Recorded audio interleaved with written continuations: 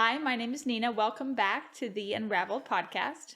Hey, my name's Alina, and today we are drinking a Jack and Coke, your very classic beverage, well, cocktail. I know Nina is like a huge, that's really all you drink is whiskey and bourbon, right? Mm-hmm. And for me, the last 6 to 8 months, I've kind of been more into that kind of liquor.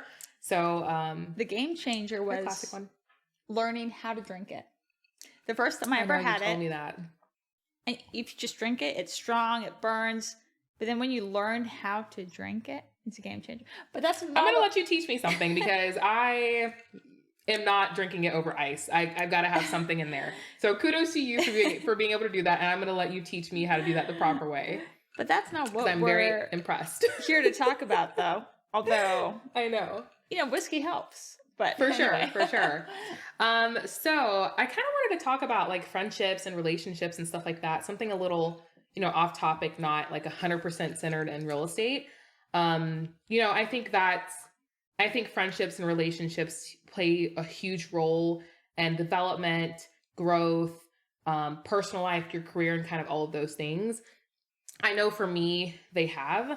I started at a very young age in my career at like 18. And while I was working, I didn't get to go to all the parties all the time and hang out with, a bunch of friends or even have a lot of friends because I spent so much time working that I always had that like fear of missing out, the FOMO, everything that everybody gets when they're in their, I want to say 20s, but really it's under the age of 20s, like when you're coming, freshly coming out of high school kind of phase. Yeah. I didn't really get to experience that to the, max capacity. But also like the not really having a lot of like friends. And I think at that time in my life, I was more focused on the quantity of friends that I had and not so much the quality. I just wanted a lot of friends. I wanted like people to hang out with. I wanted all of those things that people want in their early 20s that I just didn't really get to have. Yeah. Over the course of my life, like I've really learned that it's never about the quantity of friends that you have, but so much more the quality. Yeah. I'm sure you can relate to this, like having just those, few people that you can just truly count on that would drop anything for you and just help you with anything, are just very, very vital in our growth, but also as a support system for us. Mm-hmm. I think that they're few and far between. It's funny. When I was younger too, I didn't really have that crazy partying exposure strictly because, well, first when I was younger, my parents didn't allow that. They were very strict, right? Which, in hindsight, I appreciate. At the time, I'm sure I didn't appreciate. But working, not having time, so between school and work, you don't have time. But you still feel that pain of you want to be liked, you want to be accepted, you want to have friends. But then, as you mature, you realize that not each friendship is equal. Mm-hmm. The ones that really add value to your life that you can count on, the ones that it's almost, you may not be able to talk to them for a year. And then when you talk again, you're right back to where you started. Right. As if no time has passed. And I've learned a lot that some people that you think are your friends are certainly not. And it's hard and it hurts, but it's good to work through. Agreed. There's so many times where you think that to feel better about yourself or to feel included, you just want to surround yourself with people. But that is nothing if you're not growing. No. Or if you don't have the support that you need. And here's another thing I noticed too. I don't know if you feel the same, that as you're around people, you do kind of not become like them, but become similar to them. So then if those people aren't growing, or they don't want better for themselves or for you, you stay sedentary as well. Yeah, you kind of stay the same or even get worse. And I agree with that. When I started to realize that, I started to cut people off. Now, when I say cut people off, I'm not, some people will be acquaintances, but are they going to be your best friend? Are they going to be your go-to person? Probably not, because that's not what you want for your life. But it's a good conversation to have. And a lot of people, maybe they don't want to talk about it or think about it because they don't want to hurt people's feelings, but it's really true. I totally agree with that. In this day and age, with social media and phones, we're so connected, but less connected than ever. Do you feel the same way? Like when, sometimes I'm looking on Instagram or Facebook and, everyone's so busy doing stuff, but how are they mentally? How are their friendships? It makes me really wonder. I think everyone definitely does portray the best on social media. Definitely. You're never going to see the worst. No. So I think that plays a huge role in, what we see on social media and how we perceive that. I know for me personally, when it came to friendships and like the growth part of it, I basically, my friendships were just people to hang out with, people to just, go party with, kind of all of those things. But really, what does that do for me? Like, does it help me grow? Does it help me be a better person? It does nothing. Yeah. And also, when I was under the age of really 21, I know I'm only 25. It sounds so years ago. For me, it truly was many years ago, because Yeah. I've just developed so quickly and so much over time. Like, I know I'm 25, 21 for me is like, that's like a 10-year difference for me in how I've developed in that time frame.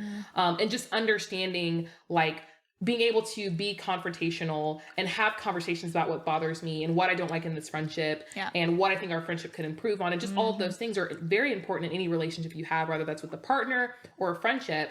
And being able to learn that in such a short amount of time has completely shifted the directions and how I see a friendship as. Like, yes, I can have those friends that I go to the bar with and hang out with and have a great time with, but also that does nothing for me other than having a great time. But where are the friendships that are building with me, that are telling me when I'm wrong, that are correcting me, that are teaching me, that I'm learning from?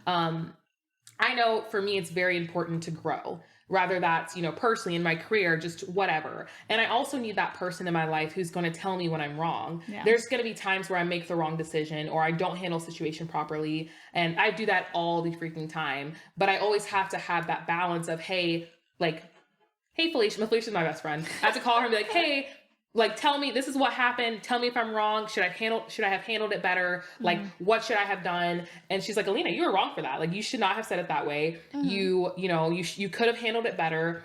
I know you're very direct and you're very, cut and dry, but you could have been more friendlier. You could have been nicer about it. You could have said it differently. And that's the part that I need in my life, because I have to know when I'm wrong. I need someone to put me in my place and correct me, so I can grow from those mistakes and learn how to better handle situation, especially as I deal with relationships, friendships, or business relationships, clients, friends, family, all of those things. Yeah.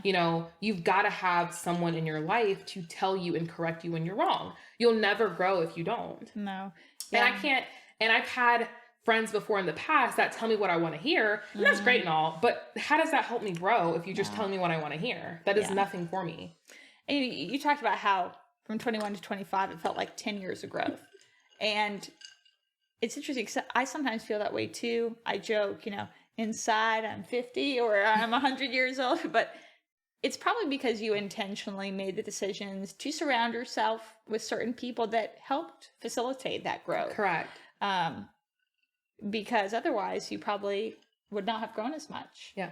And it just shows the intentional decisions are really important. Agreed. Because the people that really care about you, the true friends, they want what's best for you regardless of, absolutely, how it benefits or doesn't benefit them. There's going to be so many people that pretend to be your friend because they want something from you, or they're just okay being where they're at. They don't want to grow. I had somebody tell me that they're not coachable. And I thought, this was someone that worked for you, right? Okay. And I mean, if that's what you want for your life, that's okay. I'm never going to tell somebody this is what you must do or how you live your life. But then it just made me take a step back, because is this really the person that you want in your life? For me, you have to be coachable, because how do you grow? Because there's going to be times where you're doing good. Sometimes where, like you said, you need to be told, no, this is messed up. You have to adjust this. You have to better yourself in this way, whether it's your business or your health or your habits. Or without that, how do you even improve? Yeah, anyone who thinks they've arrived, I mean...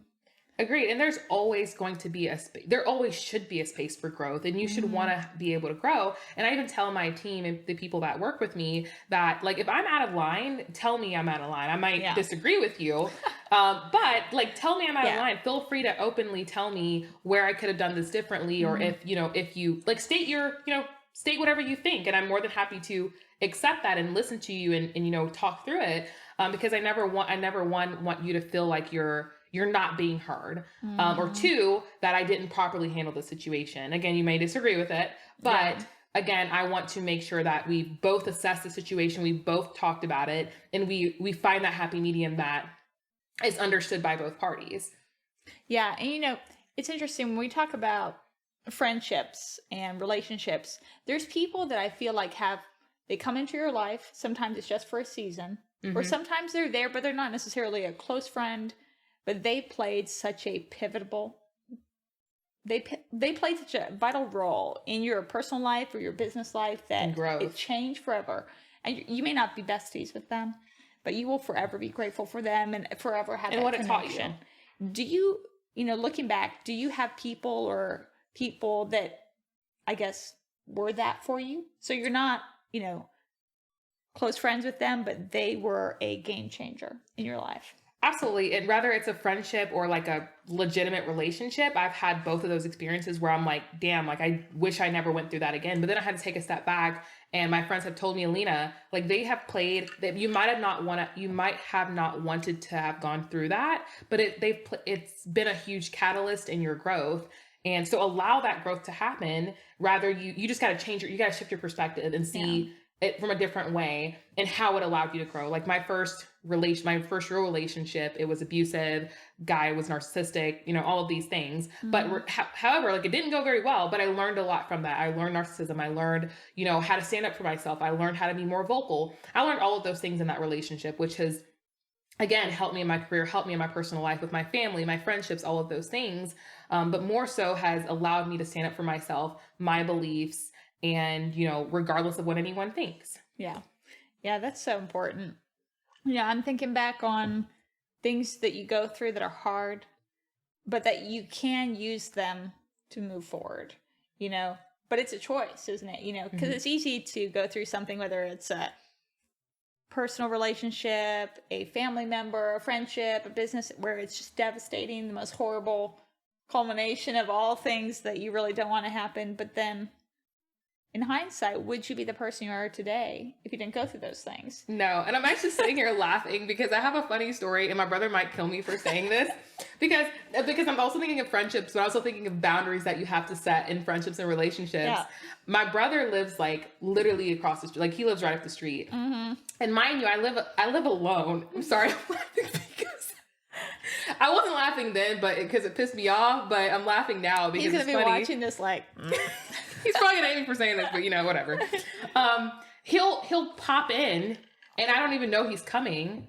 And I've had to set boundaries with him because I'm a single woman. I live alone. You cannot just pop up at my house and I'm not gonna be freaked out. Like I'm in the kitchen and I'm in the kitchen and I'm looking out the back door and I see some man in my garage and I start flipping out, and it ended up being my brother. And I was like, Ralph, you can't just pop up here whenever you, and this is like 11 o'clock at night.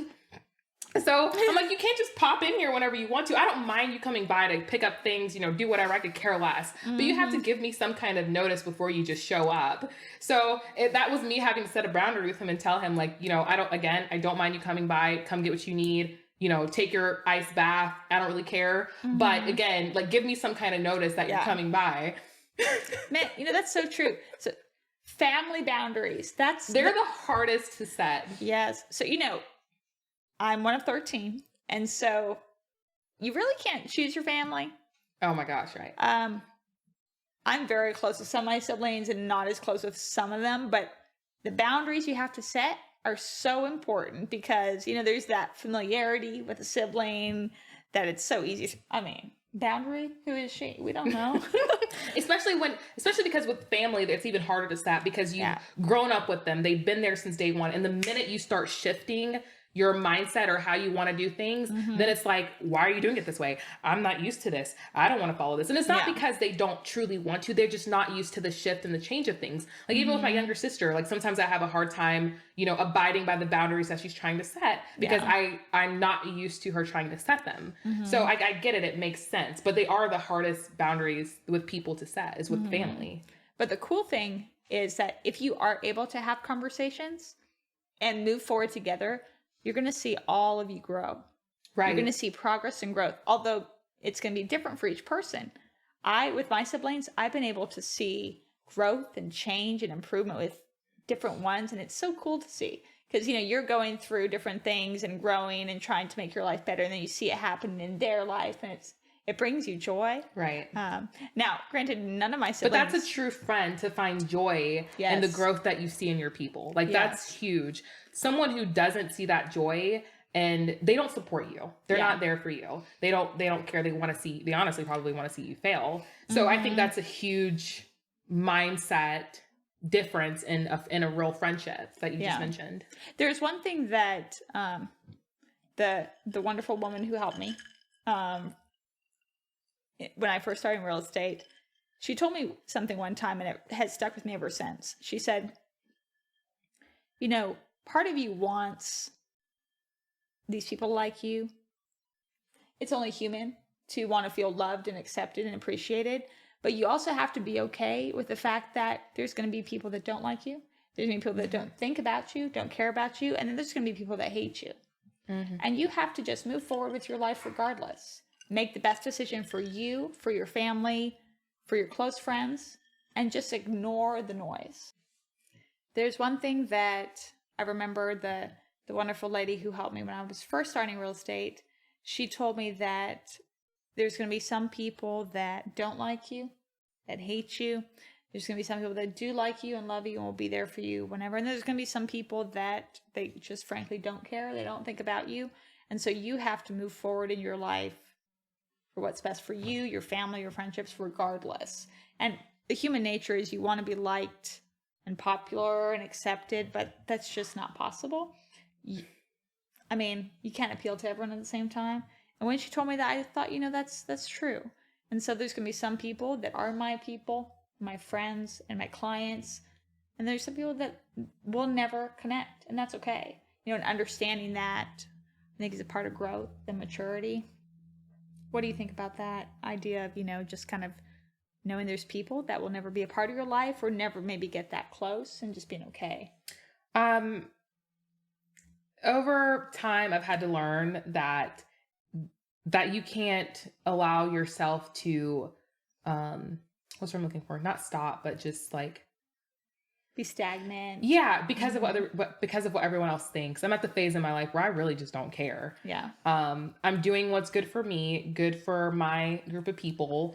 And at the end of the day, like you're always gonna have those people that judge you, that dislike you, that don't want to support you, that are jealous of you. And it's okay. Like that's going to happen. But the question is like, what are you going to do about it? How are you going to respond to that? And mine is like, I don't respond to it. Like, I don't really care.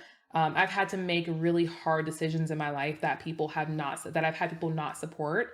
And I'm very much okay with that. I've made the decision to do X, Y, Z, and I'm happy with whatever decisions I've made from that. And as long as you're okay with it, I truly think that's all that really matters. I've had to go back and ask advice for some people so that I'm like, okay, am I making a sound decision on this? Here's all my cards. Tell me what you think. Mm-hmm. And those are the people that I know aren't necessarily there. Yes, they are going to be 100% supportive, but they're also going to tell me the truth again. Yeah. And I think at the end of the day, those are the opinions that have mattered.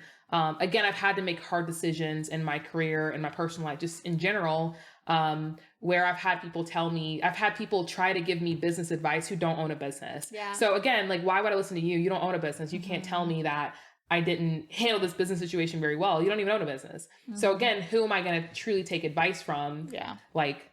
Yeah.